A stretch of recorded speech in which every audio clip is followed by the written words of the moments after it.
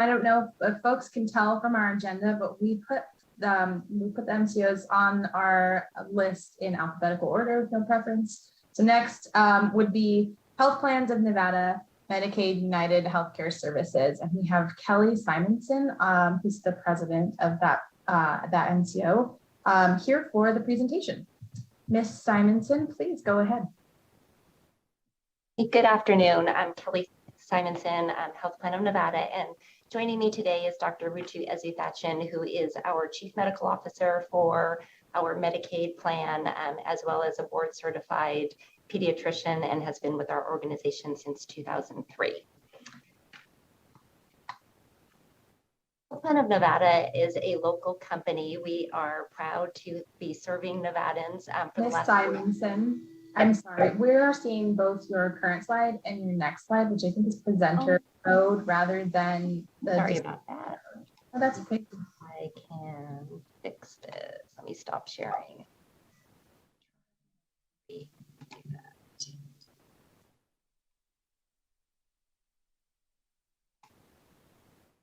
That better? Once you hit the slideshow, it should be good to go. Are you seeing that now? We're seeing the whole view though, the whole PowerPoint. I'm going to take myself off then, the video, so you don't see me. Is that better? I think if you set it to from beginning or from current slide, maybe we will just see the slide. And I'll mark you there. BPS. Chair Peters, this is Kayleen with Broadcast. Can I step in to assist? Yes, absolutely. Okay, perfect. Thank you. Ms. Simonson, can you go ahead and exit the screen share and then try restarting it again? Sure. Okay.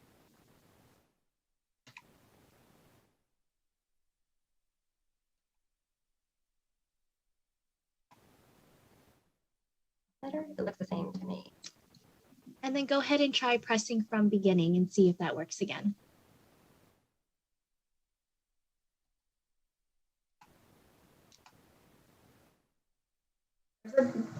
A drop down there says resume slideshow. Maybe if we click that. Sorry about this. No, it's all, technical difficulties are a product of our current time. Well, if you are comfortable with this display, that is fine with us too. We can just move on. Is that okay? Can you see that now? Yes. Yep, we can. Okay. Thank you. Sure. Sorry about that. No worries. So as I mentioned, we've been serving Nevadans for 40 years through our commercial business. And for the last 25 years, we have been serving the Medicaid managed care population in Nevada. We are the only insurance company that has been contracted with the Division of Healthcare Financing and Policy since the inception of managed care in 1997.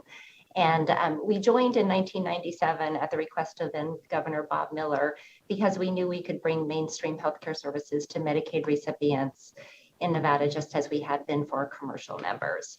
And for many of these years, we have been the most chosen plan by Nevada Medicaid recipients. Over the last 25 years, we've been fortunate to be able to partner with the Division of Healthcare Financing and Policy to really continue to develop the Medicaid managed care program. We've been able to be there during service area expansions, benefit expansions, and population expansions. And as was just mentioned, we were here at one of the two plans during the Medicaid expansion when we basically doubled our membership in 2014 and then dealt with the lack of behavioral health infrastructure that we were seeing in our state. And we built programs, inpatient, outpatient, and housing programs to deal with those members who were in the ERs, backlogging the ERs at the time, who had behavioral health issues and social needs, and really dedicated a lot of resources to decreasing the ER recidivism. Health Plan of Nevada has been and always will be dedicated to quality for our members. We have been accredited on the Medicaid side since 2016 by the National Committee for Quality Assurance. And in 2021, we were noted as the top rated Medicaid plan in Nevada, according to NCQA's Medicaid health plan rankings. And our provider network is really a significant part of achieving that accomplishment. Health Plan of Nevada and United Healthcare employ more than 5,400 individuals who live, work, and invest in Nevada. Our employees in 2020 donated $650,000 of their own money towards Nevada organizations and volunteered almost 65,000 hours. In addition, our company has made multi-million-dollar investments in communities based organizations in Nevada that are really meant to address social determinants of health, health literacy, and increase the workforce that's available for healthcare workers in our state. And there's a few there that are outlined. I won't go into those in the interest of time.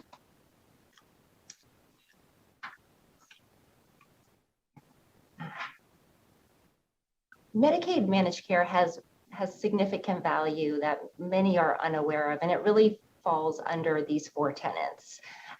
One of them being budget predictability. So at a time when healthcare costs continue to rise and Medicaid membership continues to balloon, the state is able to transfer the financial risk of the Medicaid plan, the Medicaid expenses to the MCOs through a fixed per member per month cost payment to the state. That ensures that the state is able to develop a budget that is predictable, and the MCOs take the risk. And then there's a check and balance on the profits that the MCOs can make through the 85% medical loss ratio requirement that is in our contract and is a federal requirement. And that means that if we spend less than 85% of the premium we receive from the state on healthcare services for our members, that we return that money in excess to the state. And there have also been risk corridors in our contract as well with that loss ratio requirement that require us to return money to the state if we fall outside of those parameters. In addition, there's the premium tax revenue that the health plans pay to the state for those members who are enrolled in our plans.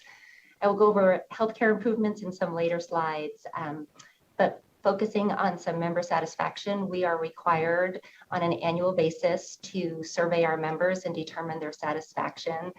And we are proud through lots of efforts that we've had to address consumer satisfaction that we have had some nice achievements in the rating of a health plan on what we call the National CAP survey over the last few years. Our members receive member services and case management to help them navigate the healthcare system.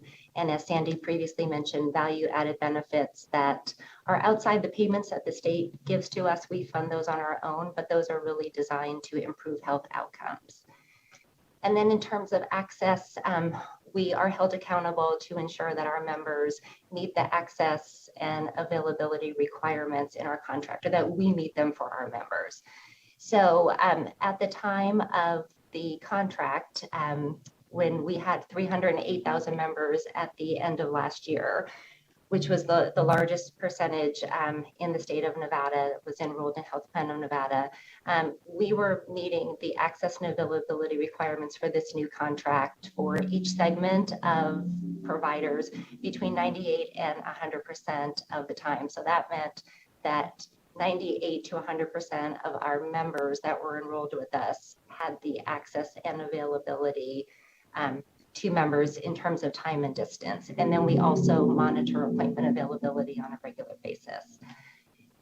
As we know, we're ranked about 47th in the country for physicians per capita. And so a way for us to get providers to see more of our members is that we engage in value-based contracts. So we reward providers for focusing on quality. A recent example of that is in a 3-year period, we paid about $2.7 million to providers to focus on some of our HEDIS measures. And as a result, we saw our adolescent immunization rates increase 67% and our childhood immunization rates increase about 61%. And we do that also with a program, we call it our CPC program, our clinical practice consultant program that helps providers close those gaps in care. as I mentioned, with the ballooning population, we've really had to be creative on how to ensure access. So through our sister company, Southwest Medical, over the years, they built some brick and mortar clinics in really some high density Medicaid geographical areas. But we've also looked at how do we bring care to the members for those that can't come to the plan. So we engaged in a mobile clinic. We built a mobile clinic and launched that in 2015. We have a significant telehealth program through our Now Clinic that people can access for primary care, low-level emergency care, and can receive their prescriptions if they're prescribed during the Now Clinic visit. We also bring care to the home through urgent care at home, paramedicine programs, and house calls where we send APNs out to some of our chronically ill members. And then for about the last year and a half, we've really been focused on integrated care delivery sites where a member can receive all of their healthcare in one setting. So behavioral, medical, and even pharmacy services. And then through Optum Care, we are able to recruit providers to Nevada. Optum Care has a residency training for those in family practice, and they also do tuition reimbursement for physician extenders who go through that program and then are hired through Southwest Medical. And then this is just a snapshot of some of our value added benefits, those continuing in 2022 and some new ones for 2022, again, really focused on improving healthcare outcomes.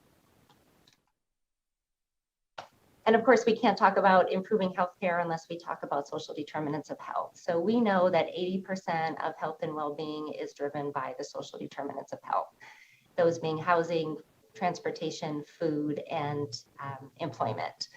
So early on in 2015, we launched a transitional housing program for those homeless members who were discharging from the hospital but still needed some health care. And you can see the results there in decreasing readmissions and ER visits. And then in 2017, we launched long-term supportive housing programs with county and private companies. And you can see the decreases there in inpatient services and ER. And what we wanted to see, of course, the increase in RX and outpatient services as people become more compliant because their housing is stabilized. And as we've worked over the last few years in our last contract, that's just a snapshot of improvements in HEDIS that we've seen. Our focus is to get our HEDIS measures, between the 50th and up to the 90th percentile. And from the beginning of the last contract to the end, we've been able to see nice movement there of 49% of our measures being in the 50th to 90th percentile back in 2017 to 77% at the end of the contract. And then you can see 83% to movement to 100% for Nevada Checkup. So in terms of healthcare trends, what we're looking at for the future of our Medicaid managed care program, we're looking at 4 areas. One is the expansion of telehealth. We would really love to work with the state and legislators around expanding some flexibilities on telehealth to allow physicians and specialists from other states, licensed in other states, to provide care, telehealth to our Medicaid recipients, to continue to expand social determinant of health programs, provide payments to providers for those services. And we've been funding those on our own for many years, and we do think that there's a way, as we look to expand these even further, to include some funding in the administrative rate of the MCO rate that comes from the state. Expanding health equity. Many people before me have spoken to this. We have found that really tailoring incentive and initiatives towards that are culturally based are really impactful. And we can see there an example of a tweaking that we did to a maternity program that has resulted in significant increases in prenatal and postpartum care for African American women, and then continuing to integrate healthcare services for our members. So it's really one-stop shopping. And then future considerations. Suzanne spoke to eventually the ending of the public health emergency. We know that will probably come at some time this year. It was just certainly extended until April 15th. we believe that there is a risk that Medicaid members will lose eligibility, which will increase the uninsured rate. So we have some suggestions to work with the state to perhaps give us more detailed information on disenrollment reasons so that we can help members navigate to other healthcare options, include email addresses on the enrollment file, because we know email addresses tend to stay stable where physical addresses tend to change. And so it's an easier way for us to keep in touch with members and engage them in their care and their coverage. Likewise, texting options, opting members into texting automatically when they fill out their Medicaid application, and then accepting the geographical changes that we report on a nightly basis to the state. At this point, it's our understanding that welfare and supportive services cannot use that information without confirming it from the member, but the members are calling us, so hopefully we can find a solution to that. And then lastly, just 3 areas that have come up over the years of our service to Medicaid members in terms of benefits that we would advocate for our members, and that is the expansion of the heart-lung organ transplant for adults, genetic testing beyond the BRCA gene testing, so that, for example, people going through chemotherapy, we can identify the most appropriate treatment using genetic testing, and then covering clinical trials in phase 1 and phase 2 for individuals who have certain diseases that they're really out of other options. So that is the end of our presentation. We thank you for your time today and your consideration. Thank you so much, Ms. Simonson. We really appreciate you being here as well. Love hearing about the caring of our communities and all the efforts that are going in. Next, presentation will come from Molina Healthcare of Nevada. This is our newest MCO, just joined on in January. I have Michael Esterday and Tracy Green, who will be presenting on behalf of Molina. Please go ahead. See you both there. Go ahead. Good afternoon, Madam Chair. Can I get a thumbs up? You can hear me okay? We can hear you, and your presentation looks great. Thank you. Okay, thank you very much, Madam Chair and committee members. On behalf of Molina Healthcare, we're thrilled that we're here as the new managed care organization, and we really don't have a history here to speak about. We do want to take a few minutes and tell you about Molina Healthcare. I do have the privilege of being joined today by Dr. Tracy Green. She's our Chief Medical Officer, so I'll present a couple of slides and she'll present, and we'll go through our presentation fairly quickly.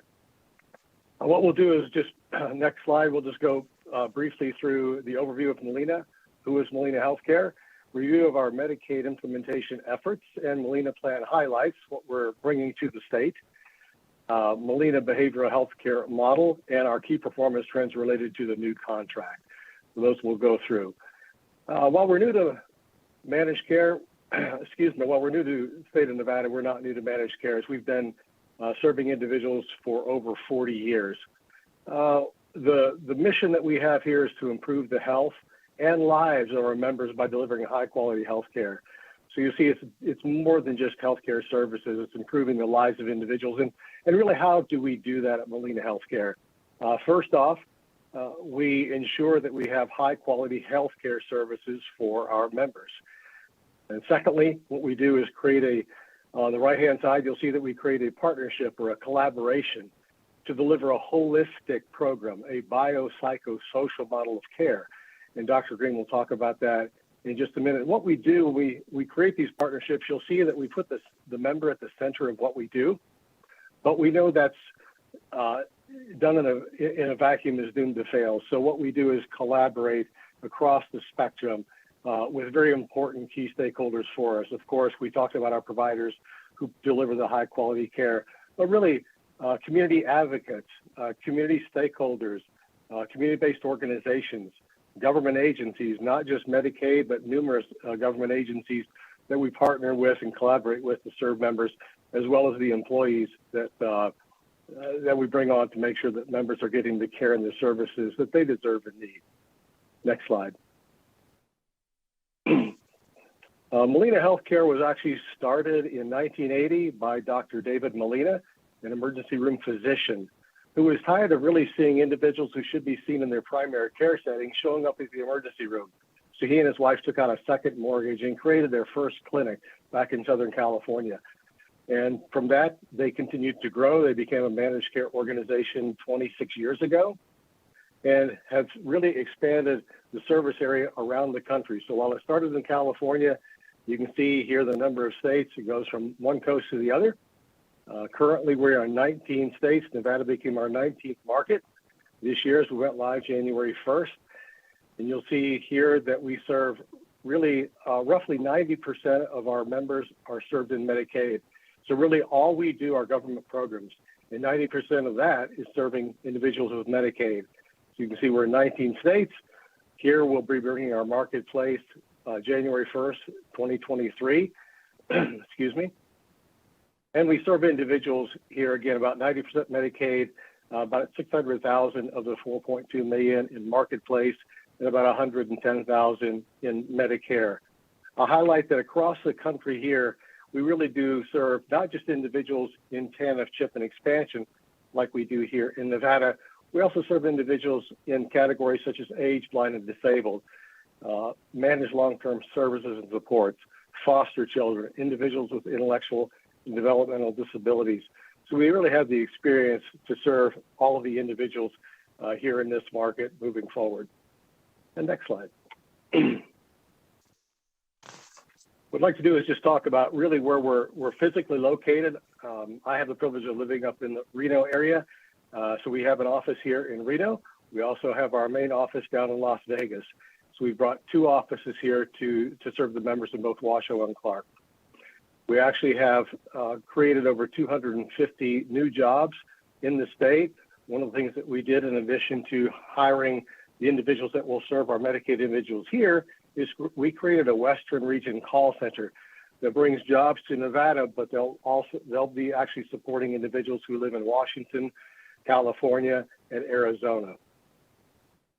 We also have created within each of those offices in Reno and Las Vegas what's called a one-stop help center. And that's really a physical location where we really want members to come in and engage with us face-to-face, where they can come in and get some extra services, particularly around social determinants of health.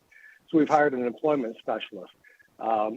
We've hired individuals that they can come in and talk to, dealing with how to apply for jobs, how to look up jobs, how to get help writing a resume.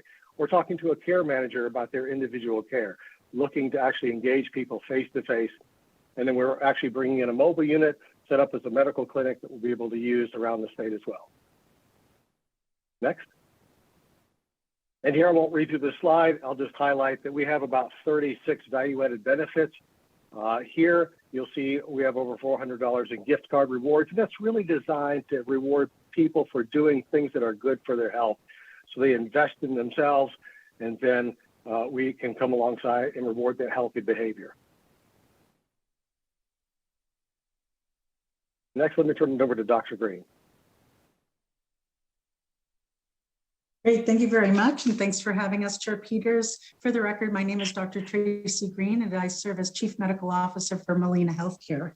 I'll start at the commitment to quality, and I think Mike really hit this, that from the point of being founded in 1980, Molina has really focused on quality. We are striving for NCQA healthcare accreditation, but I also wanted to say that we are going for health equity accreditation as well, really believing that having both health equity and NCQA is critical for the delivery of Medicaid services.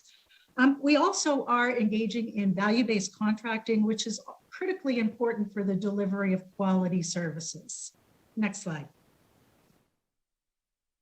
So the commitments in Nevada really speak to some of the innovative and unique ways that we're going to bring programs to the state that I feel really represent the key initiatives that Nevada has put forward. So first, when it comes to collaborating with community-based organizations, we've already begun working with inmates in the criminal justice system, and we have our criminal justice liaison working now on re-entry and really trying to address the data issue that exists in identifying when an inmate is ready for discharge or release, and how we can get that information in a timely manner so that they can be immediately re-enrolled in managed care. In addition to that, we are really focusing on supporting local community-based organizations. So for example, we're going to be working with some of the community-based farms to not only look at double bucks, but increasing the amount of healthy food bucks, as well as using these community-based organizations to support food boxes for our members. So really enhancing the workforce in the community while providing our members with needed resources like food and housing. In addition, our second column is really looking at innovative ways to approach access.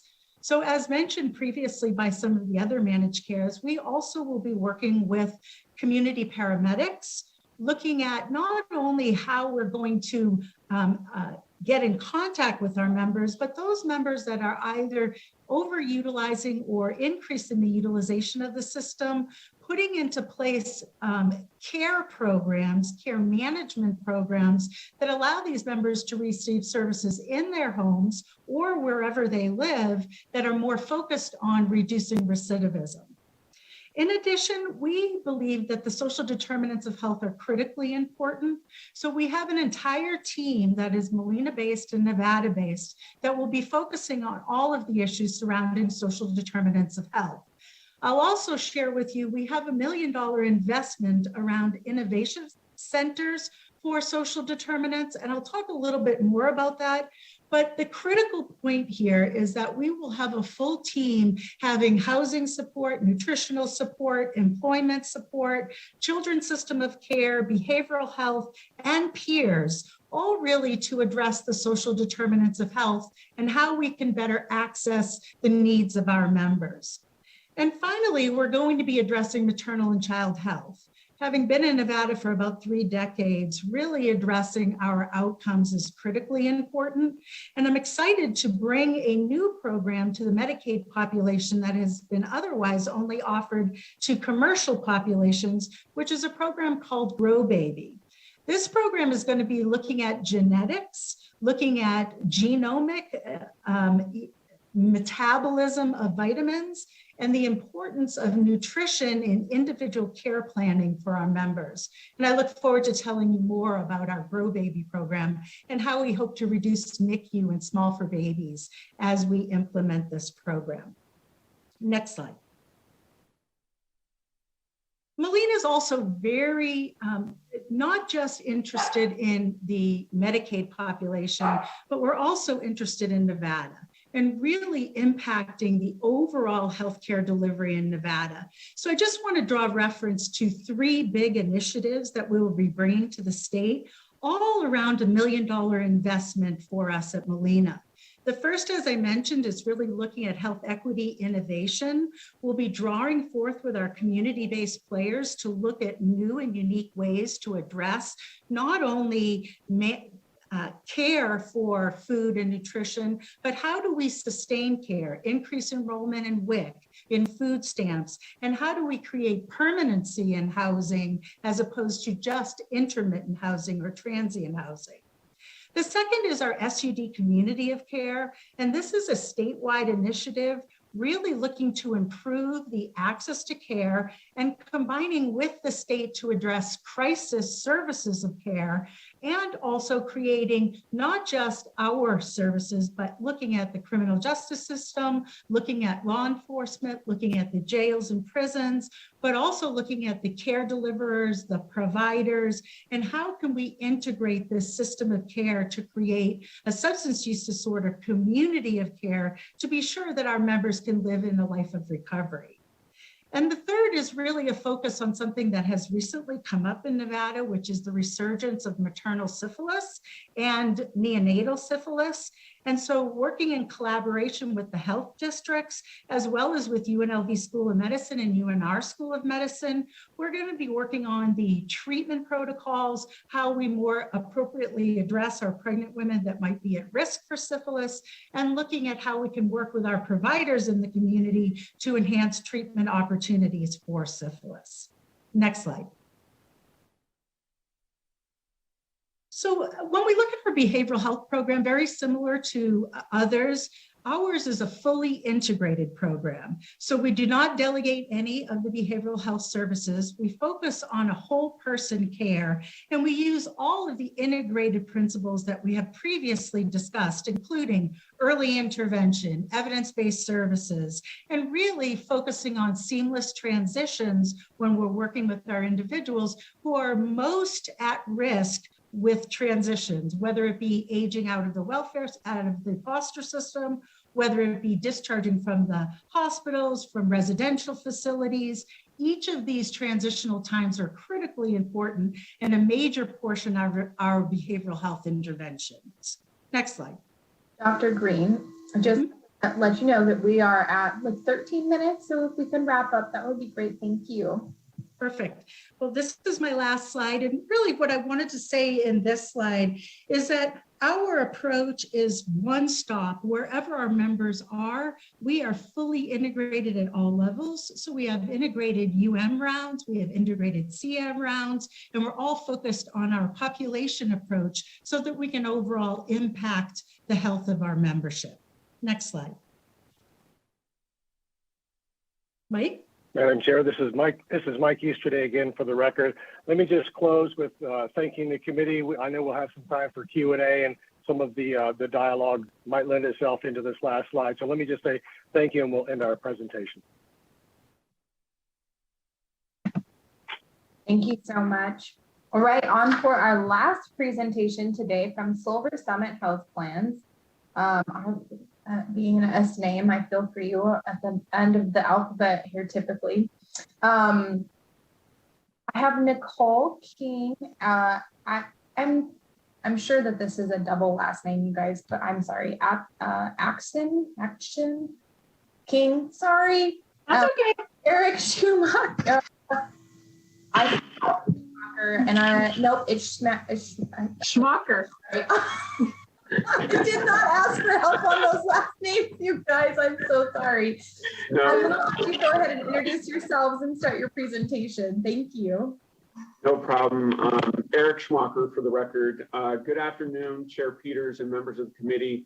I do have with me this afternoon Nikki King. I don't try to pronounce that other part of her last name because I get it wrong too. But she is our VP of Community Solutions, and she and I will be providing a presentation to you all today. Next slide. Okay, I'm trying. Why won't it move? Nikki, maybe go off of video. Oh, okay. Yeah.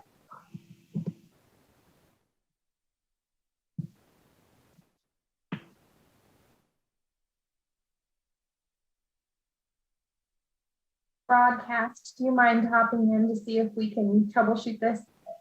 Yes, Chair. Ms. King, go ahead and I'll go ahead and stop your screen share here, and then if you could go ahead and redo it for me, please.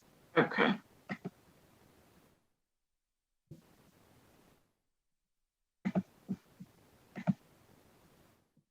Maybe I should just do it this way. That works as well. Yeah. I don't know. Let's just do it this way, Eric. I think it will go smoother. Okay. So a little bit about Silver Summit Health Plan. We entered the state in 2017, and we've been serving Nevada Medicaid ever since then. We are a subsidiary of Centene Corporation, which is the country's largest provider of government-sponsored health insurance. We operate in 37 different states with our Medicaid and Marketplace and Medicare products, and we insure 1 in every 15 Americans. One of the benefits of Centene operating in so many states is that we are able to learn and transfer best practices from all over the country here in Nevada to improve access, quality, and innovation. When we entered the state in 2017, we started with under 1,000 members, but we have grown that to 166,000 members today. In addition to the Medicaid program, we also participate in state-based exchange with our Ambetter product and also have our Medicare Advantage product, which is known as WellCare. Next slide. At Silver Summit Health Plan, we are focused on partnering with the state to achieve the goals that they set forth in the Medicaid managed care contract. We are 100% aligned with these goals, and our mission, and quite frankly, our responsibility, is to strive towards achieving them. By achieving these goals, we will improve the health and welfare of Nevadans enrolled in the Medicaid program. Next slide. As I'm sure you are all aware, under the new contract that just began on the 1st of January, the state redistributed members from the health plan in Nevada and Anthem to Silver Summit and Molina, such that all MCOs are starting this contract with 25% of the total managed Medicaid enrollees. This took Silver Summit's membership from approximately 80,000 members to 166,000 members. I applaud the state for taking this step, as it sets up the MCOs for success by creating a level playing field in an environment where each MCO can be successful. Overall, the redistribution has gone very well. DHCFP has done a remarkable job preparing for this contract and creating an environment where the MCOs are working together. At Silver Summit, we are 100% focused on members and ensuring this transition to our health plan is smooth. You see here on the slide a sample of some of the steps we've taken to ensure a smooth onboarding process for our new members. We have also taken steps to modify our operations and organizational structure to ensure that we are set up for success in accomplishing the goals set forth by DHCFP. Next slide. Silver Summit Health Plan is also very focused on, one back, Nikki. We are also very focused on working with our providers, both the in-network providers as well as the out-of-network providers, to ensure that they are set up for success in delivering access to high-quality care to our members. We expanded our medical director team, our population health team, case management team, quality team, and provider relations team. We also have developed and put in place numerous value-based contracts with our providers. These value-based contracts align Silver Summit's and the provider's goals to ensure that our members receive high-quality primary and preventive care.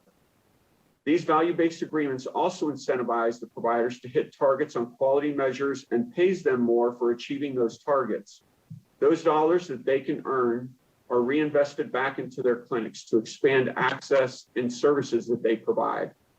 In 2020 and 2021, we paid out millions of dollars in these value-based agreements to providers. Next slide. We have such a value-based agreement in place with one of our federally qualified health centers, Nevada Health Center, and this is a quote from Walter Davis, their CEO. I'll give you a moment to read that.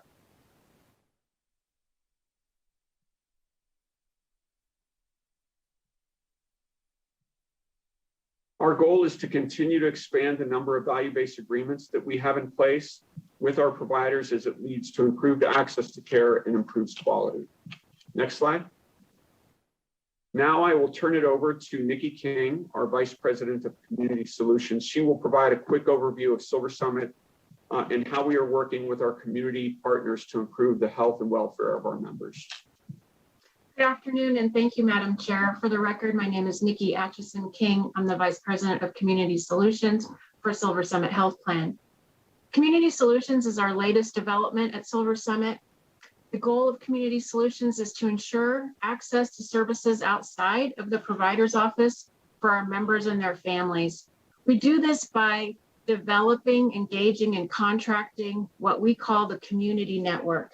The community network is any entity that provides services for our members and their families outside of the provider's office, like associations, civic groups, municipalities, and of course, community-based organizations.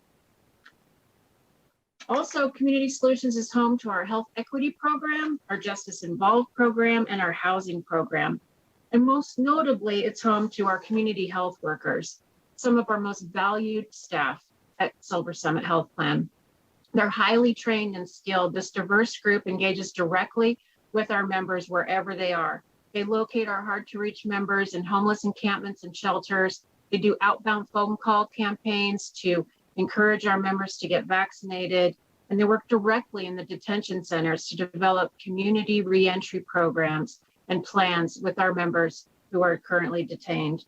They operate from a foundation of cultural humility and respect, and receive continued training to ensure that standards are met.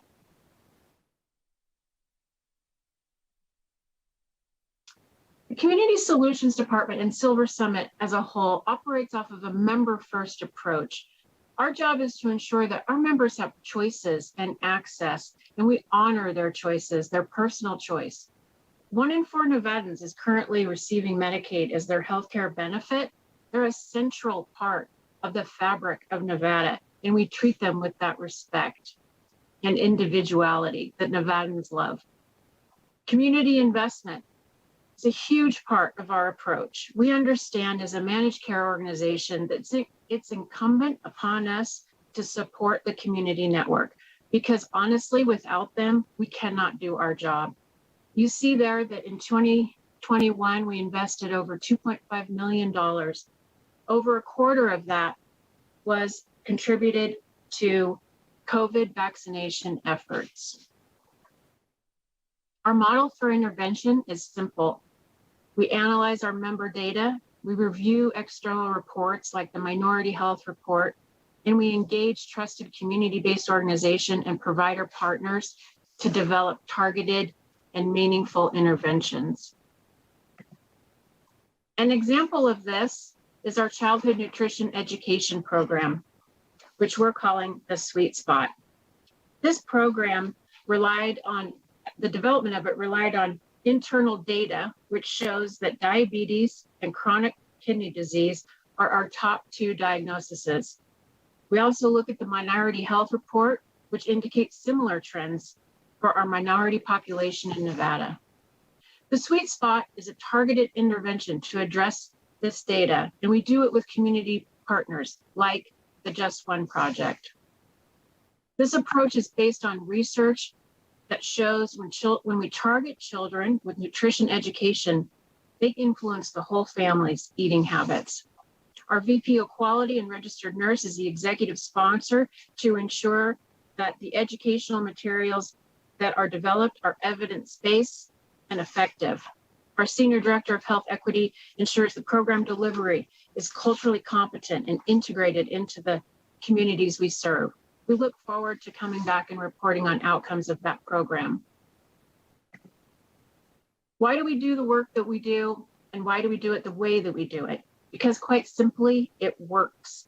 We know that when we deploy this method, community health workers, investment, partnership with CBOs and providers, and reliance on data and evidence-based approaches, access to care goes up and the cost goes down. The data that you're seeing here is peer-reviewed 10 times over, and it works. Our approach to the health equity is not dissimilar to the overall approach we deploy in the Community Solutions Department. We analyze data, identify disparities, and then lean on trusted community partners and provider partners to develop interventions. You'll see here that we deployed this and we were able to eliminate the disparity amongst our membership with childhood immunization rates. We are NCQA accredited and currently working on our NCQA health equity accreditation as well. We look forward to a close continued partnership with the state to reduce health disparities and improve health outcomes. And now I'll pass it back off to Eric. Thank you. Thank you, Nikki. Just a couple of other additional highlights that I'd like to mention here. First of all, we continue to work very closely with Immunize Nevada and our provider partners to host vaccination events to educate the community, reduce hesitancy, and increase the uptake of the COVID vaccination. Although we have made strides in increasing uptake and decreasing disparities in vaccination rates among specific populations, we still have a ways to go, as you heard earlier today. Secondly, we applaud DHCFP for hosting the meetings to discuss the plan for unwinding the public health emergency. We We must remain focused on ensuring that Nevadans continue to have healthcare coverage. For those that no longer qualify for Medicaid, we stand by ready to assist them in enrolling them in the state-based exchange program with the marketplace insurance. Nevada does still have a sizable population that is eligible for but not enrolled in Medicaid. A program called Facilitated Enrollment is a potential solution to get these individuals enrolled. This solution was put in place in New York and has proven to be successful in reducing the number of uninsured in that state. Next slide. Madam Chair, that concludes our presentation. We do have contact information here on the last slide. Would welcome any of the committee members to reach out to us if they have questions. And of course, we are more than willing to answer any questions that you all have today. Thank you so much for your time. Thank you both. All right, we are going to move into our Q&A section of this agenda item.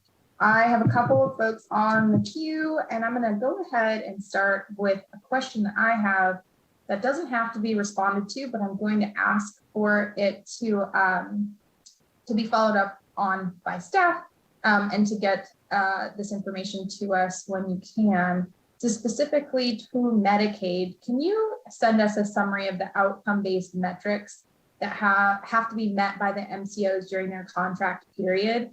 I'm looking particularly at access and network metrics if they're included in those contracting language. And then can you also send any value-based determinants that are being used to prioritize or otherwise incentivize each MCO? I would appreciate just a follow-up after this meeting on those two particular metric points. From there, I would ask Assemblywoman Gorlow, please ask your question. Thank you very much, Chair Peters.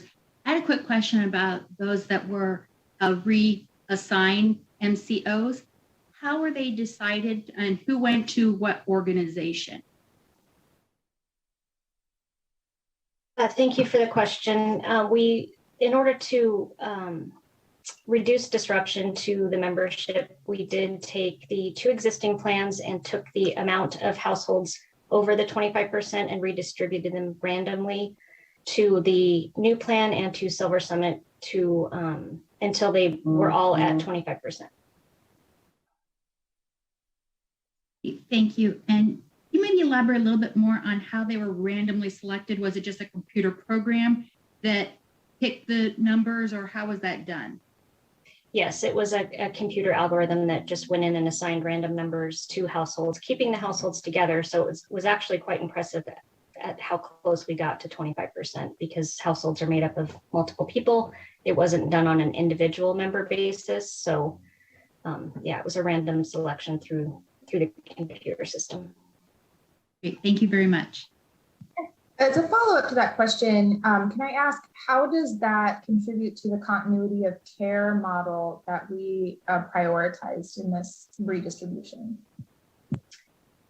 So the plans are required to coordinate care with each other. They need to honor prior authorizations, prescriptions, things of that nature during this transition period. And so that's largely how the continuity of care is coordinated. If we have faced a few situations where there weren't contracts in place or care available that the member needed, so we have authorized on a case-by-case basis retroactive re-enrollment into their former plan to ensure that no member is harmed during this process. Did that answer? Yeah, that did. Thank you. I appreciate that. All right, Assemblywoman Titus is next on my list. Please go ahead. Thanks. I'm going to turn off the video. Hopefully I'll turn off the video so that my sound may come through. So hopefully that does. I have a couple questions really, and it really is a segue with the one that Chair Peters asked. And I was really concerned about the continuity of care. And if it was just arbitrarily done, did you assure that those two additional health plans actually had the same providers, or did so it would basically be 75% of the folks out of the 100, if everybody went to a different plan, had to change providers? Can you answer that question? So first to the point of 75%, we did not disrupt 75% of the membership. It was somewhere around 40%, I believe, because of the approach we took. We did not do a provider comparison, but there are requirements within the contract that there is network adequacy in specialties. In addition, as part of the readiness review, that type of detail is reviewed to ensure that the new plan coming into the market has an adequate provider network to serve the membership that they are receiving.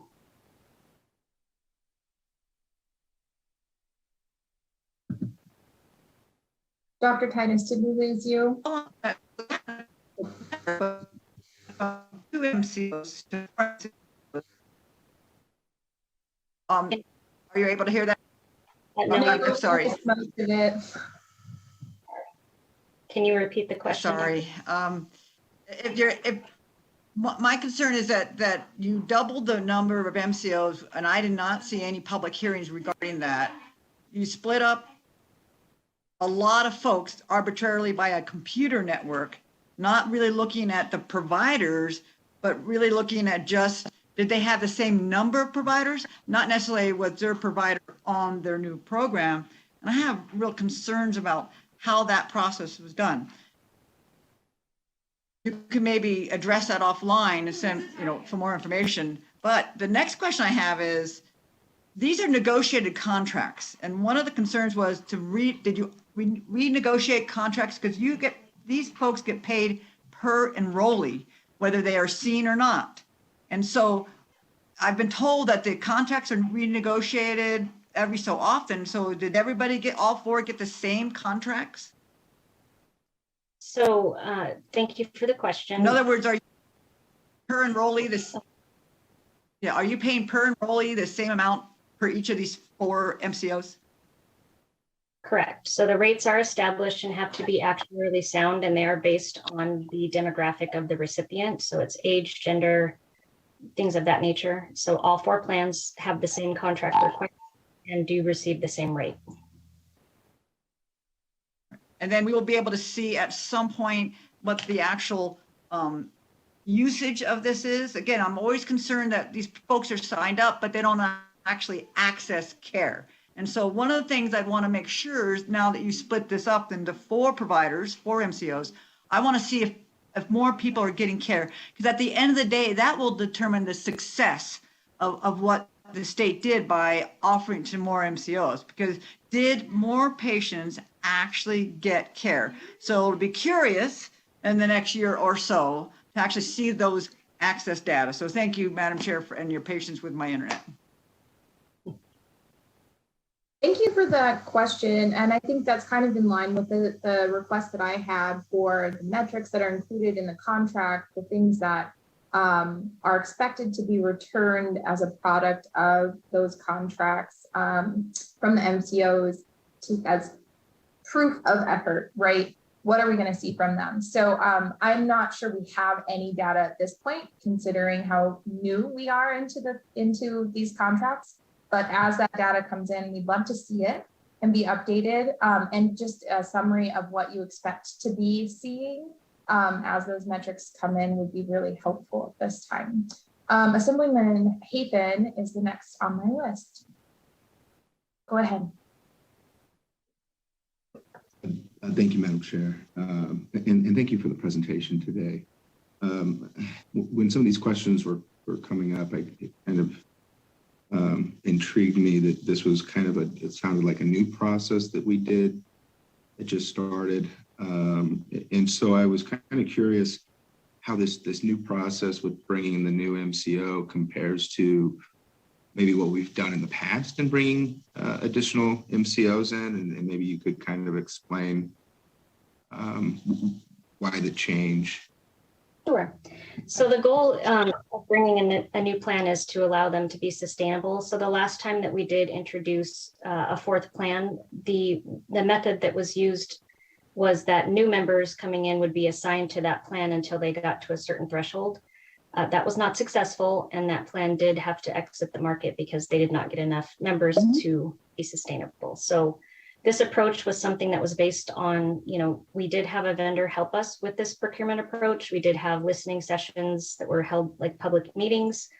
And so we very carefully crafted this approach to ensure that we were more successful than the last time we attempted this. And it is based on other states' experience and the experts that helped us with this procurement. It's like we're just learning from our mistakes. So I appreciate it. And thank you, Madam Chair. Thank you for the question. And I know that our MCOs are more than willing to have one-on-one conversations with us about how they're intending to meet some of these metric goals, that they're all very invested in this new process and in making sure that the quality of care and continuity is met. So if you have additional questions, please feel free to reach out to those folks as well. They've all provided their contact information today, but if you need some assistance in that, please feel free to utilize Mr. Ashton and Mrs. Robusto or Miss Robusto. I don't see any other questions coming up from my members. So with that, I'm going to thank all of our presenters. That was a deep presentation. I appreciate everybody's availability and willingness to dive into this issue in detail. And I'm going to move us along to our next agenda item, which is the overview of the status of the public health insurance option to be established pursuant Senate Bill 420. This is to be presented by Administrator Suzanne Bierman again. Thank you so much for sticking around with us and coming back for this particular issue. I'm going to go ahead and let you start the presentation. Okay, thank you so much, Chair Peters. I appreciate it. I do believe that our presentation is getting pulled up, so if you can just give me 1 minute, I expect that it'll show up on the screen in just a second.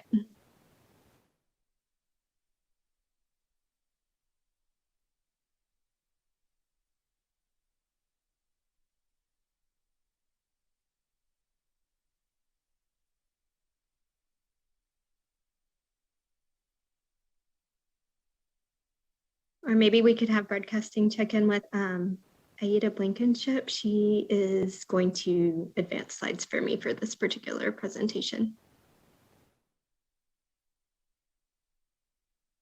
Broadcast, do we have Miss Blankenship on?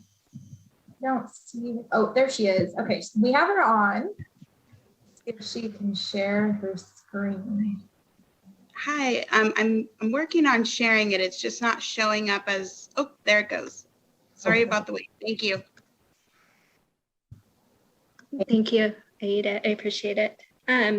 So thank you for the opportunity to provide an update on Senate Bill 420 from the 2021 session.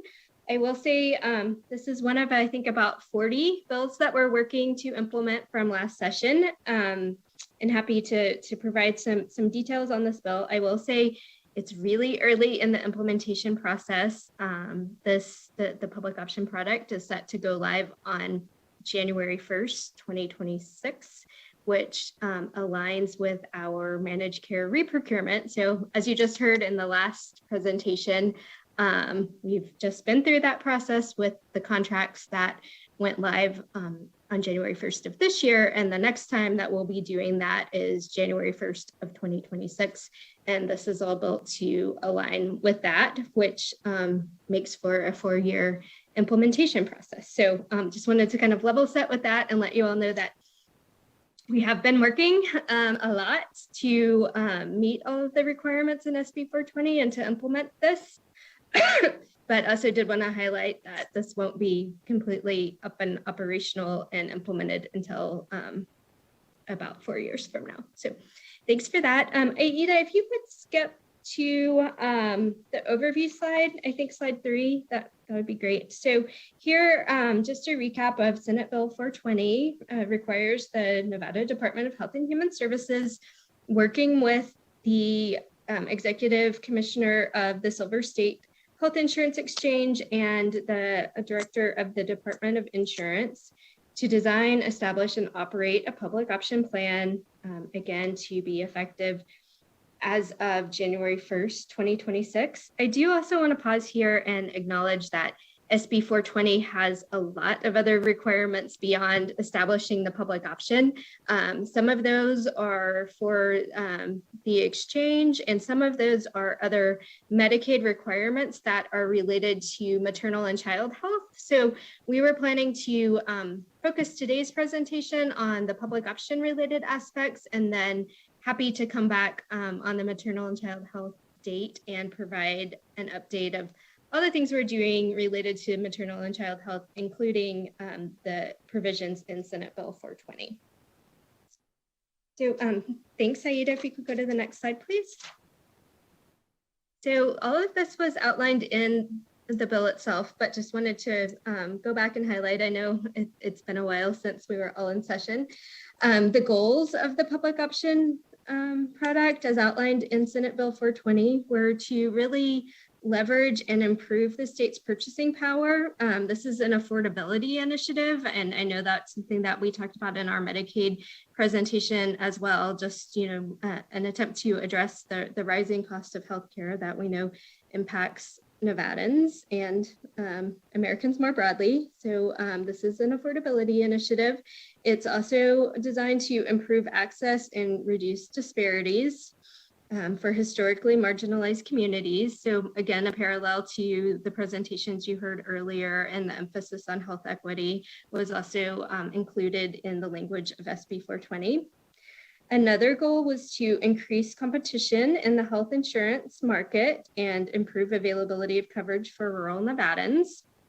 And finally, we've talked a little bit about this as well, and some of the managed care organizations talked in greater specificity about some of their initiatives to really promote and further the use of value-based healthcare models, sometimes referred to as alternative payment models, sometimes referred to as value-based payments, but that is also outlined in SB 420 as a goal of the public option. Next slide, please. Okay, so we mapped out the requirements of SB 420, and one of the primary requirements for the Department of Health and Human Services in this is to create and submit a 1332 waiver to the federal government. So 1332 is the reference to the Affordable Care Act, which authorizes what are known as state innovation waivers. Also 1332, that's the section in the Affordable Care Act. So, we have a number for a waiver for all of these things. Going back to the Medicaid landscape, we talk about 1115 waivers a lot, and so that's a Medicaid research and demonstration waiver, and it's called an 1115 waiver because that's the section that you find it in federal Medicaid law. And similarly, the 1332 references to that provision in federal law that establishes these state innovation waivers. So just wanted to note here that it does permit states to request waivers of certain components of the Affordable Care Act. And one of those that is important for this project is what is referred to as pass-through funding. So basically, if the state is able to save money on this product, which will be a qualified health plan available on the exchange, and there are requirements in this bill that require premium reductions. We'll go into that in further detail, but that funding is what the amount saved as opposed to what the federal government would also otherwise be paying. The difference there is what's called pass-through funding. So just wanted to do some definitions here, and I will say we're all learning as we go on this. I have never previously worked on a 1332 waiver, but always interested to learn new things and how we can work to advance these policy goals. So again, one of the goals is to use this funding to then have a pool of money to support the state's affordability initiatives. And again, it comes from money that otherwise would have been spent on advanced premium tax credits and the subsidies that are available through the exchange for the consumers that choose to buy this qualified health plan from the exchange. So the next couple of slides go through the implementation phases. As I mentioned, we're really early in a 4-year implementation, but we have been busy, particularly in December and January, we have been hosting 6 design sessions, and I'll provide much more information about that, but we've had about 1 a week in January and also several in December. So that was really the first phase of this, is to do some robust public input and design sessions. And when we finish this at the end of the month, we'll have hosted 6 of those. Again, much more information to come in this presentation about what's been presented, where you can find it, the public engagement process. So just wanted to highlight that there, but this is the phase that we're currently in. Once we finish the 6 design sessions, we'll move on to developing the 1332 waiver draft. As I mentioned, that was one of the requirements for HHS, is to produce this draft and submit the waiver to the federal government. Back to Senator Hardy's question in my last presentation, there is an actuarial analysis component of this and all 1332 waivers. So work on the waiver draft and the required actuarial analysis that accompanies that will start as soon as we finish the design session. So that is scheduled for February. That's going to be about a year-long process. So that is flagged here. And then there will be public comment, lots of additional public comment processes and opportunities. Some are required by the federal government in terms of their requirements related to a 1332 waiver, but we have been trying to have a very open and transparent process where public comment can be accepted at any point in this process. So I wanted to flag that there as another key milestone in our timeline. All of this is somewhat subject to change, but kind of backward mapping the 2026 date. This is our current timeline, and we hope that we don't see things shift considerably, but do want to flag that sometimes, things arise that move dates by a couple of weeks, and hopefully we don't have any more significant delays. But this is our current best estimate of this 4-year implementation phase, which is, as I mentioned before, kind of a long time to map out. So then that brings us to February 2023, when we will submit the waiver to the federal government and begin negotiations. And then the next big milestone is kind of the process that we just recently went through, where we reprocure the managed care contracts, but also this time in the next version of this, we'll be doing an additional procurement for the public option product as well. So all of that process, it does take a while to work through the RFP and then have times for bids to come in, and then the scoring process all leads up to a January 1st, 2026 launch. Next slide, please. Okay, so here's some more information on the meetings that we've been hosting, how we've been establishing opportunities for feedback. First, we have established a website. It's listed here at dhs.nv.gov/public option. And we've really tried to make it a one-stop shop for resources related to the public option. So you can see archived design sessions. I mentioned that by the end of the month, we'll have 6 of those. So the ones that have already been conducted, the ones that were earlier and are ready to go are all up on the website, and we will get all 6 of them up by the time that we're done with this. Also, all public comment that we are receiving is posted there. There is a mailbox that's been established for any public comments that come in. We also have set up listservs to notify stakeholders of the design sessions and all of the other opportunities for public input and feedback, and also just general updates on the different phases of implementation of this project. So you can see here the email address that's been established, and that's also included on the webpage. Next slide, please. Okay, so this gets weedy, and I know it's late in the day, so I'll go through some of this fast, but when we think about the design elements, what's going to be required of this qualified health plan, just want to flag that a lot of this is actually decided and determined in the statutory language of Senate Bill 420 itself. And the fact that it's required to be a qualified health plan means that it has a lot of requirements in the Affordable Care Act that must be complied with. So I've just spent a couple of slides here flagging some of the key design decisions that were actually included in the bill language itself. So as I mentioned before, the public option plans do have premium target reductions. That's 5% in year 1 or cumulative of 15% by year 4. Again, that's the idea that those reductions are going to lead to this pass-through funding that will help support the state's overall affordability initiatives. The product design decisions that were outlined in SB 420, again, they have to satisfy Affordable Care Act rules for qualified health plans and state rules for individual policies of health insurance. So as we've talked a lot about network adequacy, there are also rules that are established for all qualified health plans, and this plan is required to meet those federal requirements for qualified health plans. So the next slide, the population eligibility and marketplace.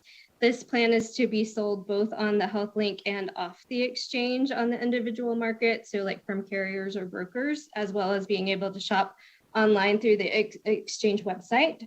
And the plan participation, all of the bidders for the upcoming, so the next version of the managed care contracts will also have to submit a good faith bid for the public option and participate in that plan in order to have their proposals for the managed care contract to be considered. Next slide, please. Okay, here additional requirements from Senate Bill 420 are outlined. As I mentioned before, the Department of Health and Human Services must operate the public option by putting out a procurement, much like we do with managed care. There are specific provisions in Senate Bill 420 that outline provider reimbursement rates. So the general rule in SB 420 is that the public option plans must pay providers rates that are comparable to or better than Medicare rates. There are some specific exceptions for even other reimbursement models that are used, such as federally qualified health centers and rural health clinics. And for those, they must receive no less than their Medicare cost-based rates. And certified community behavioral health clinics, which Sandy mentioned in her presentation earlier, which are really integrated behavioral and physical health clinics, must receive what they are paid in Medicaid at least. And I will flag to you that this was all designed to be a floor and not a ceiling. Provider participation, there are requirements in Senate Bill 420 that require providers participating in the Public Employee Benefit Program and Medicaid to also participate in at least one public option plan. So wanted to flag that. And then the next set of legislative requirements outlined here, we talked a little bit about this already, the development of the 1332 waiver application, which does require an actuarial analysis. So one of the things that analysis will include is estimates around the federal pass-through funding that I mentioned, and the actuarial analysis will also, and is required by SB 420, to take into consideration the likely effect of provider participation requirement on those premiums. Lastly, for the legislative requirements, a trust fund was created in Senate Bill 420 that requires the pass-through funds to be deposited into a trust fund managed by the Treasurer's Office. And then those additional funds that accrue in that account can be used to improve consumer affordability initiatives. Next slide, please. Okay, so the SB 420, the text of SB 420 made a lot of decisions about the design of the public option, included them in the statute. So pretty clear on how all of that is supposed to work. There, always are then more specific areas left to the agency to fill in some of those details. Some of those are determining how to target the pass-through funds that accrue to improve affordability, and decisions around how to leverage state purchasing authority to drive state priorities. Again, we mentioned value-based healthcare financing models and alignment with Medicaid, which we've also talked about, increasing value-based payment arrangements as one of our priorities. So really trying to work on the alignment between these two plans and also networks and benefit design. Next slide, please. So this is a lot of really granular detail about the 6 design sessions that I mentioned, which again are the primary components of this project that have been done to date.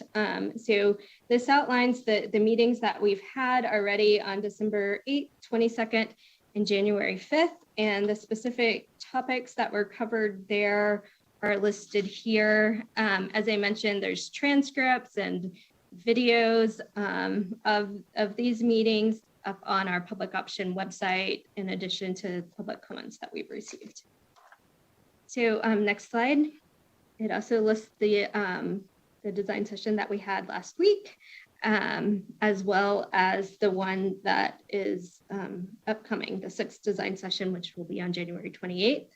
And that will focus on licensure and oversight and a detailed presentation on the next steps in this process. You know, I mentioned that this is kind of the end of phase 1. And so detailed explanation of all the next steps will be provided in that January 28th meeting. So here, just more information on the milestones and next steps. We're about to conclude the 6 public design sessions. Happy to continue to provide online updates and continue to accept written comments and feedback from stakeholders. Then in February, so the next month, we'll be summarizing all of that information and working on the actuarial analysis and the draft of the 1332 waiver application itself. Again, August to November of this year, the timeline for public engagement around that 1332 waiver draft and analysis. And then our goal is to submit the 1332 waiver to the federal government by March 2023.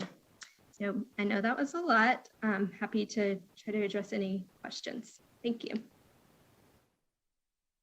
Thank you so much. It was a lot, all very good information though. I'm glad for the update so early in the process. I do have a couple of questions, and the first one comes from Assemblywoman Titus, who she texted me the question because her internet has been making it difficult to hear. So I'm going to make this question on her behalf. So what have you heard so far from the associations representing physicians, insurers, and hospitals, and how will you incorporate that input as you continue to flesh out the public option so we don't exacerbate existing access to healthcare challenges in our state? We have heard from during the last session, as well as in the interim, that there is concern that we will be potentially discouraging providers from coming to Nevada. So can you address that as far as you guys have information from those first couple of design meetings and what you expect to see in the future? Thank you for the question.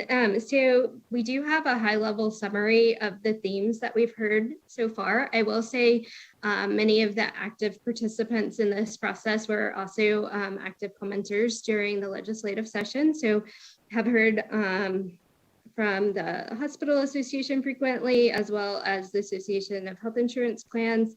Also, a lot of consumer advocates have been engaged and have provided public comments and feedback. So again, it's all posted, and we encourage everyone to go look at all of that, you know, to the extent that time and interest allows. But I'll just kind of go through a couple of high-level themes of what we've heard about so far. Is just continuing concern around the cost of healthcare and consumer affordability issues. We have heard about the impact on provider workforce, access concerns, both for consumers, and also some concerns around the provider participation requirement and the concern for the impact. So related to the question there. Also some additional themes around the target population, which segment of the uninsured should really be the focus of this, and people have provided thoughts and comments on that question. We actually have structured these design sessions where we tee up just a variety of questions that we would like feedback from stakeholders on. So some of that aligns with the questions that we've provided and presented, and then there's additional feedback and comments as well. So I did just want to flag that some of this is in response to specific questions that the actuarial analysis needs to answer, or that is important for the waiver application.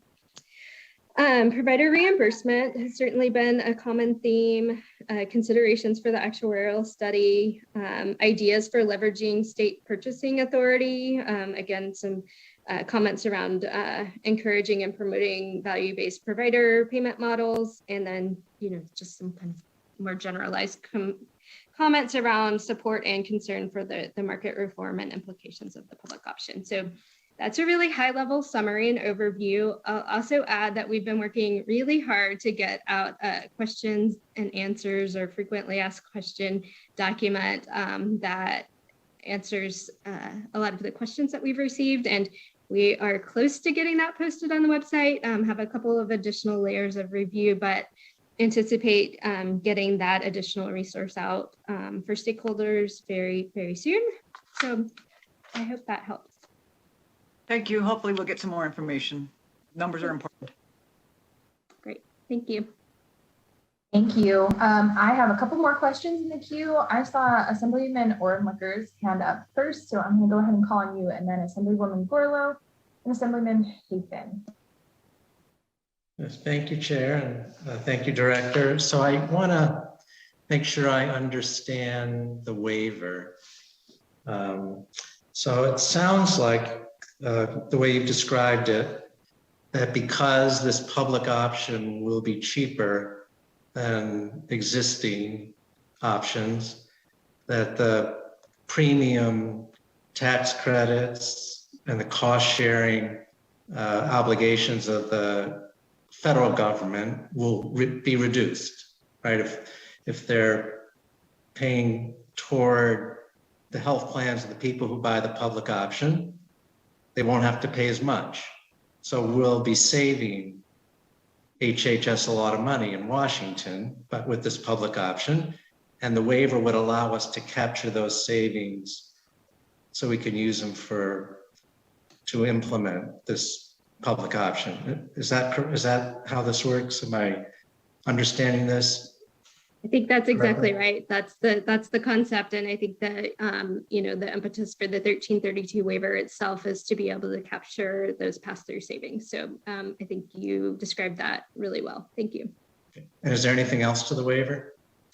So there are general provisions that are waivable, but there are also these guardrails that have to be included, and the actuarial analysis has to kind of ensure that those are protected, and those have to do with requirements in the ACA around preserving the number of individuals covered in the state, comprehensiveness and affordability of coverage offered. So that's kind of in parlance called the comprehensive coverage requirement, the affordability requirement.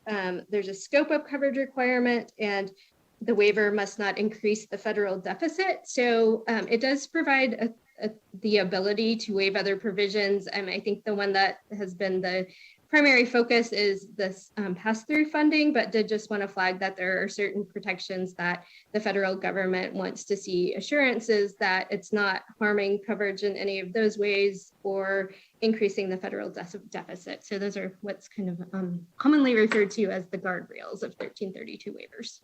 Okay. Thank you. Thank you. And that's really important information. Ms. Bierman, if you wouldn't mind sharing that with us in a formal email, so we have that as you're giving us updates on the process, that would be fantastic. Assemblyman Griffin, I think you are next on my list. Please go ahead.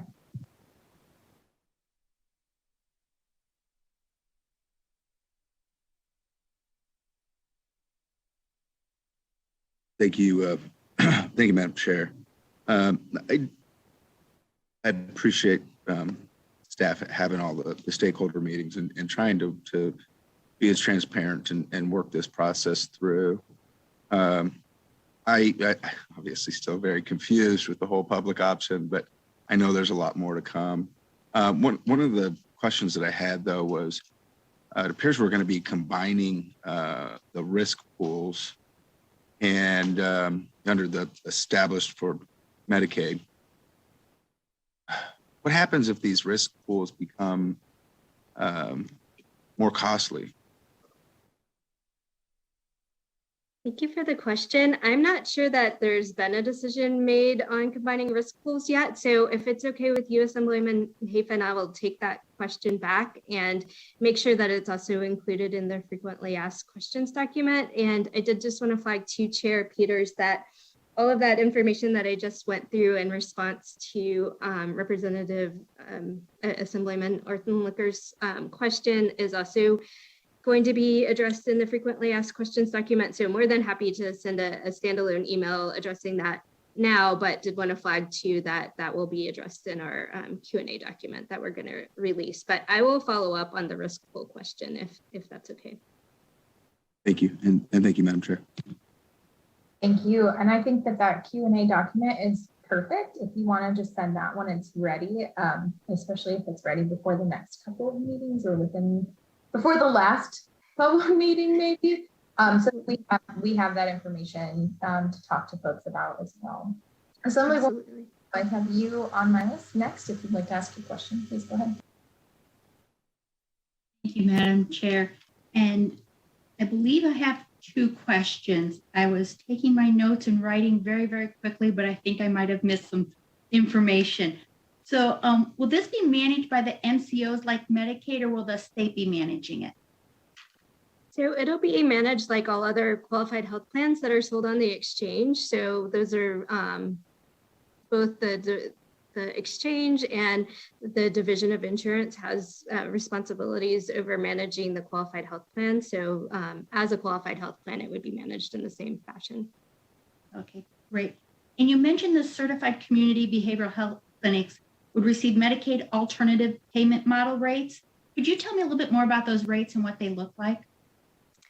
I will try, and I may have to phone a friend, our finance deputy, but I can say they're like prospective payment system rates, and I could get you more additional information on the rate setting process.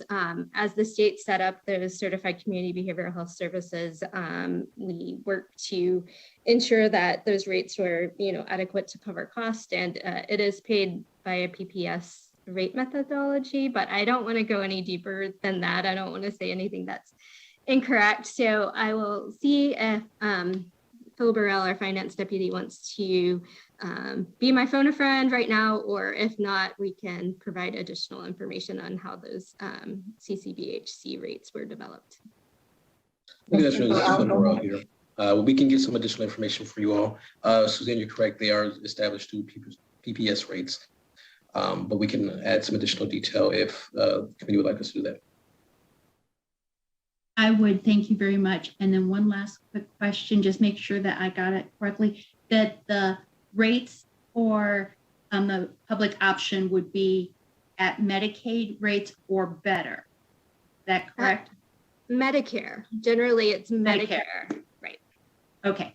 Great. Thank you very much. And thank you, Chair Peters. And again, just want to flag those handful of exceptions that we talked about related to CCBHCs, FQHCs, rural health clinics. There's things that Medicaid typically pays on the PPS basis, but the general rule is Medicare or better. Thank you. And PPS, can you give us the acronym? Oh, sorry. Prospective Payment System. Thank you. Senator Hardy, I didn't miss you. You're next. Thank you. Thank you. Appreciate it. I'm just trying to put my head around, I'm not going to increase the cost to the feds or the state, and the hospital, the doctor, the nurse practitioner, are they going to be held somewhat harmless as they get decreasing premium reduction rates? Who's going to be left holding the empty bag that we're going to save this money for? I assume that we're going to save money all the way around, which means somebody's going to be paid less. And who is it that is left holding the bag? Thank you for the question, Senator Hardy. What I can point to are the provider rate requirements that we just talked about. So the general rule of not less than Medicare. And I will say this is also something that we have put out in our design sessions for public comment and stakeholder feedback. I think a lot of the ideas are around savings from value-based purchasing models and being more efficient purchasers and paying for value and not volume. But some of that, again, we're pretty early in. Those are the questions that we've teed up in the design session and some of the initial thinking around that. But did want to, again, highlight that there are those provider reimbursement floors that were outlined in SB 420. I think beyond that, much like in managed care, it's a negotiation between the plans and the providers. And I will also say that there are some incentives or potential additional scoring points given when we get to the RFP or procurement process for those plans that have an even more robust provider network and have alignment with Medicaid. So just wanted to flag those provisions. I look forward to seeing, all of your mathematics on that. I recognize right now that we don't have enough providers. We don't have enough access, and I'm just fearful that our access is going to be even less than it was before. And so I would like to say that I'm not optimistic as maybe you are, that we're going to have clean sailing and do it cheaper and more effectively and have better results and all of those kinds of things. I will be thrilled if all of this works. Appreciate it. Thank you. Thank you for the question. And I also want to point out that I think one of the goals in this is to help capture some of the uninsured, the folks who are healthy and don't have insurance because it's just too expensive to hold individual insurance. And if we can absorb some of those healthy folks, the potential for cost savings exists in that as well. So I think that the actuarial analysis will be very telling as to what those numbers look like. And I think we all look forward to seeing what they come up with when that comes around. So I don't see any other questions from my committee at this point. Thank you so much for the presentation. We really appreciate your time today on these few agenda items that you came prepared for. So thank you so much, and we will release you now and move on to our public comment. Our final agenda item, which is our public comment. We are going to take a short break to allow the public to call in. Now there's a little bit of a delay on this, so I'm going to give us maybe 2 minutes to get folks caught up. I do want to note that there were a few folks at the beginning of the meeting who called in and were unable to get on the line. I have encouraged them to submit written public comments, so please go and check those written public comments out and make sure that you have seen those on your time. And I also hope that some of those folks who were unable to call in earlier are able to make it through this time around. So 3:50, we will get back going.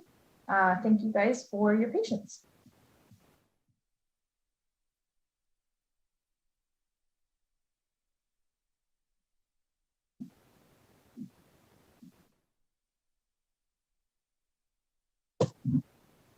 If you would like to speak in public comment, please press *9 now or raise hand in your Zoom window.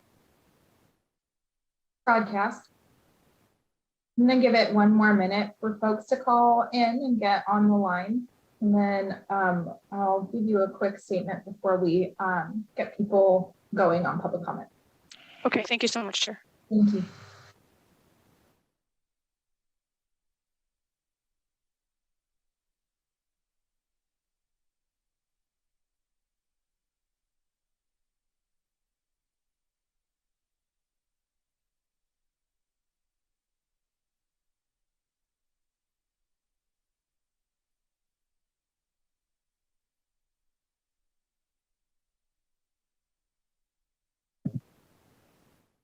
All right, it sounds like we have a few people on the line already, so we will get back started with the public comment component of our meeting today. Please remember, those who are calling in, please clearly state and spell your name for the record and limit your comment to 2 minutes so we may get through all the folks who wish to participate in public comment today. Staff will be timing each speaker during public comment to ensure that everyone's given an even and fair opportunity to speak. Staff and Broadcast and Production Services, can you please add the first caller to public comment to the meeting?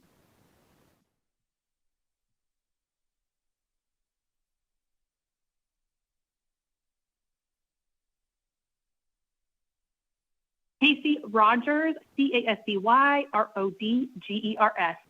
Your decision to promote a vaccine that only reduces severity but is causing death and injuries in people and is underreported in VAERS back to the ethics on this is not only astounding, it is disgusting, especially when it is clear that this is not a vaccine like those of the past. It is, however, called vaccine to hypnotize those in believing they are receiving the benefits of the vaccines of the past. But in reality, it is a gene therapy. In addition, ivermectin discussion is suppressed, even though it has been proven to work as a therapeutic, as a cure, as well as a prophylaxis. What you should be discussing is how many people have been killed using ivermectin, the conspiracy drug, versus remdesivir, the hospital protocol, and yet nothing. Furthermore, public health, here is what the public's responsibility is. It is to expose liars, frauds, and killers, especially when they hide behind high dollars, big pharma, bad doctors, and tyrannical government officials. If you all choose not to see the censorship and language used, especially when using words such as conspiracy theories, and not question why they would do that, that is your fault. It is also your fault if you do not choose to debunk those conspiracy theories on your own. I personally am an obvious theorist, not brainwashed by agenda. If public health actually cared about public health, they'd be telling you the 11 deadly pathogens found on masks. They discuss pneumonia, hypercapnia, hypoxia, and immunosuppression. But nope, instead you keep doing circles around trying to justify your poor health practices. Saying out loud that you need peer-reviewed articles but cite none. Where are your peer-reviewed articles, especially with the mask enforcement in the state of Nevada, and yet the surge continues? Elsevier did one of those at Stanford that I mentioned the findings above. So where is it, Chair Peters? Where is your evidence? All talk, no true substance. Your plan is to play the public as long as you can. That was 2 minutes. Just to remind our commenters that we do hold that courtesy and respect of our committee members and of the public is upheld in this meeting. So please consider that when you call in. Broadcast, can you let the next public commenter on the line?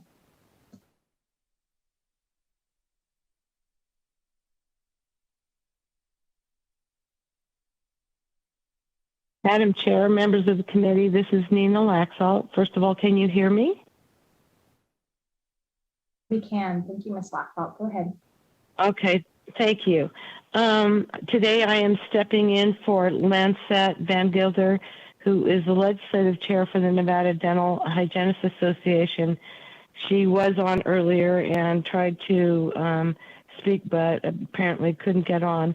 So I am filling in, and I want to state first that she has submitted written comments, and I encourage you to read those comments because I am going to make this as quick as I can so that everybody can start ending their day. It's been a long day for everyone.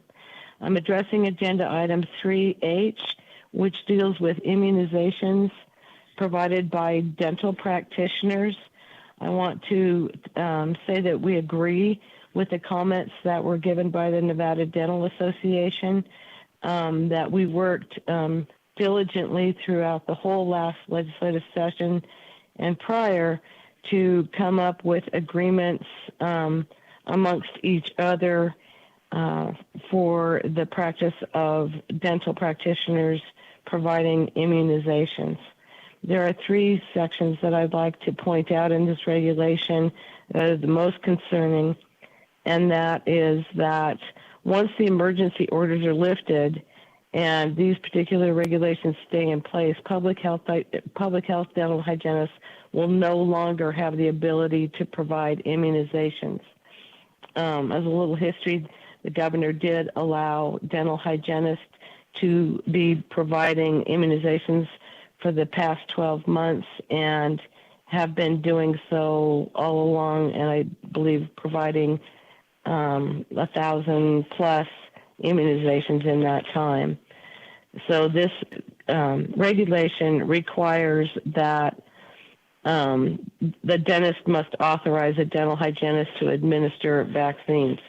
Public health dental hygienists are independent contractors, business owners, and healthcare providers that do not work under the authorization of a dentist.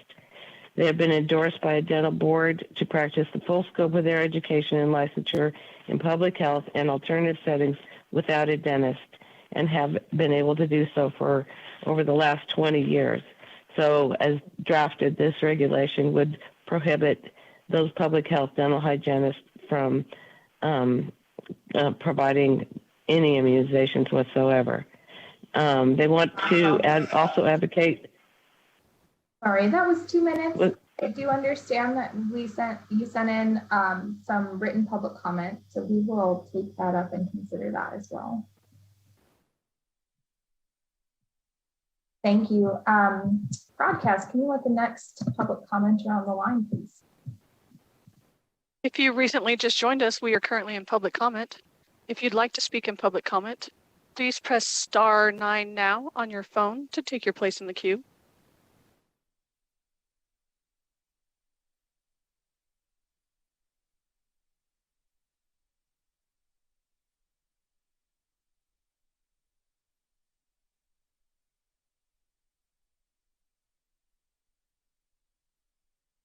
Hello? Caller with the last 3 digits of 309, please continue. Thank you. Good afternoon, almost actually good evening. Thank you, Chair and committee members, for this time. I'm PK O'Neill, Assemblyman for Assembly District 40. I tried to speak this morning, however, I was never recognized or able to actually speak, so I appreciate this time now. As I said, I'm the Assemblyman for Assembly District 40, which includes all of Carson City and southeastern part of Reno/Washoe County.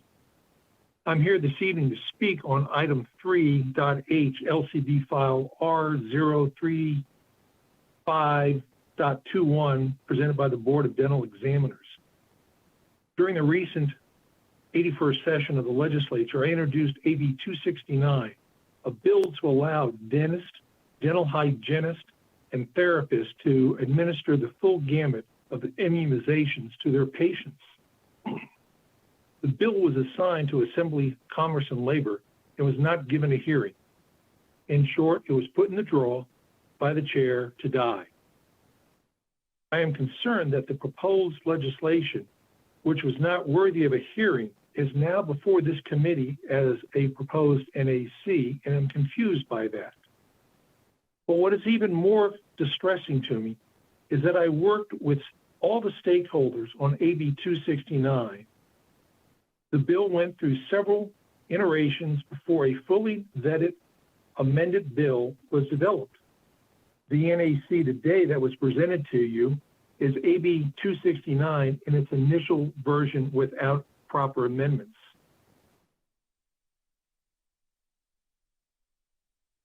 I'd like to know why this bill was not worthy of a hearing in legislation, but now is trying to be slipped through in this committee hearing as an NAC.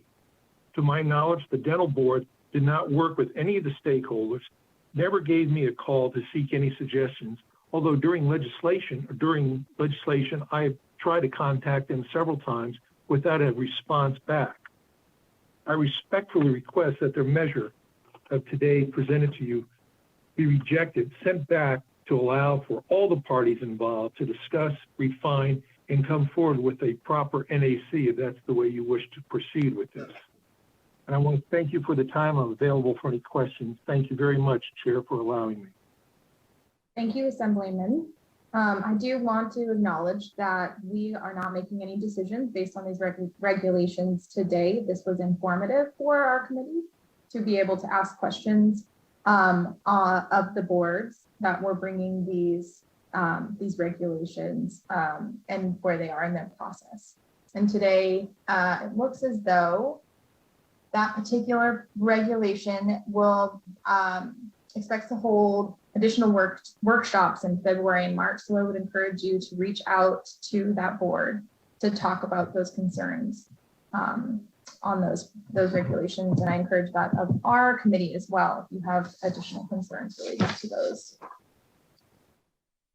Are there additional folks on the line for public comment? Sir, your public line is open and working and you have no more callers at this time. All right. Well, thank you all for sticking with us today for this very long interim HHS meeting. We learned some very important things, and I think all of us have some follow-up that we are interested in pursuing. So again, please feel free to reach out to our policy staff or myself or the folks who talked to us during this meeting and presented during this meeting. And we will have our next committee meeting on February 17th at 9 a.m. With that, I will adjourn the meeting. Thank you so much.